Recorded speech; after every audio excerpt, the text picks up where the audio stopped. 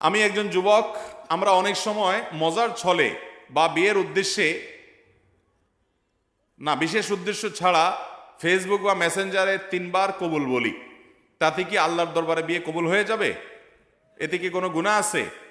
পোলাপান বান্দরামি করার জিনিস খুঁজে পাও না? না, অনেক পোলাপান এগুলো করে। এমনকি এই যে নাটক সিনেমাতে অনেক সময় অভিনয়ের অংশ হিসাবে এগুলো করে না অভিনেতারা? এদের মধ্যে কেউ যদি মুসলমান হয়, কার যদি আল্লাহর প্রতি বিশ্বাস না থাকে তার কথা ভিন্ন হয়, বেঈমান নিয়ে আমাদের আলাপ নাই। যে মুসলমান, যে আল্লাহর প্রতি ঈমান আছে, তার জানতে হবে নবী করিম সাল্লাল্লাহু আলাইহি সাল্লাম বলেছেন, সালাতুন জিদ্দুহুন্না জিদ্দুন ওয়া হাজলুহুন্না জিদ্দুন। 3টা বিষয় সিরিয়াসলি করলে যা হবে, দুষ্টুমি, রসিকতা, অভিনয়, মজা করে করলে তা হয়ে যাবে কাহিনী বড় খতরনাক, বড় জটিল।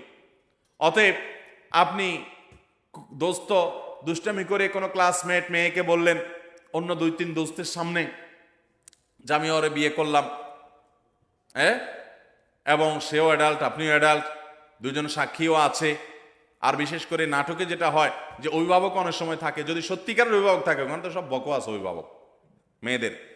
মেয়েদের তো বিয়ে অনেক হলো, আমাদের মতো মেয়েদের বিয়ে অভিভাবক ছাড়া হয় না, কিন্তু হানাফি মাযহাব অনুযায়ী অভিভাবককে জরুরি না, যদি অ্যাডাল্ট হয়ে যাবে তাহলে সেক্ষেত্রে হানাফি মাযহাবের আলোকে এই বিয়ে হয়ে যাবে। 2জন সাক্ষীর সামনে শুধু বলছেন প্রস্তাব, সে বলছে কবুল, দুষ্টামি করে বলছেন, বাস কাহিনী খতম হয়ে গেছে।